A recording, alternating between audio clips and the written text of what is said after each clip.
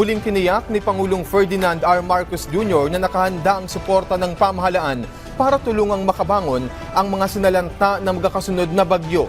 Ayon kay Pangulong Marcos, walang iwanan, dumaan man ang iba't ibang kalamidad. Si Benji Durango ng PTV sa Balitang Pambansa. We are now monitoring what's happening. All hands on deck ang gobyerno sa pagbabantay sa epekto ng magkakasunod na bagyong Christine, Leon, Marce at ang katatapos na bagyong Nika. Pero hindi pa man tuloy ang nakakalabas ang Philippine Area of Responsibility ang bagyong Nika, may nagbabantay na naman na 2 bagyo. The problem is there is another one that's now 3,000 plus kilometers off the coast of Luzon. And that promises to be a stronger one. So we just have to continue to prepare. Sinabi ni Pangulong Ferdinand R. Marcos Jr., kailangan munang paraanin ng lahat ng bagyong papasok sa bansa bago makapagsimula ng rehabilitation. It becomes a little complicated because when generally speaking, pagka man nagkaroon tayo ng bagyo, sabihin, ito yung nasira, ito yung kailangan gawin, ayusin natin muna lahat yan. Ngayon, sinasabi natin, mag-isip-isip tayo kasi kung aayusin natin, tapos sisirain na naman ang susunod na bagyo, sayang lang yung ating ginawa. So kailangan natin magplano.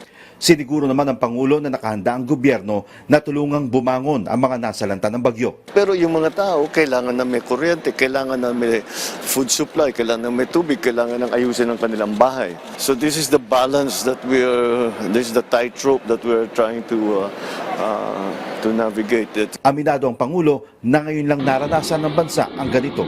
I don't remember, I've been around for a long time, I don't remember seeing this many times of this strength. Maaari yung isang malakas, tapos may susunod na isa, may hangin ng konti. Pero hindi yung sunod-sunod na malakas. At saka sunod-sunod. Hindi man tayo binagbigyan ng 1 linggo. Ang sinisiguro naman niya, walang iwanan, hatawin man tayo ng kalamidad.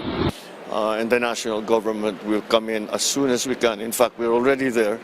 And they are just waiting for the storm to allow them to get to work. But some people are already working in terms of clearing the roads. Kahit na may bagyo, kahit na malakas ang hangin, nasa labas sila. Apila ng Presidente na sumunod sa abiso ng national at local government. Try to stay safe. So everyone, please listen to your local government and authorities who tell you what to do. As soon as the national government can come in, we will come in. Your local government is there, is ready to be the first responders as they always are. Mula sa PTV, Benji Durango para sa Balitang Pambansa.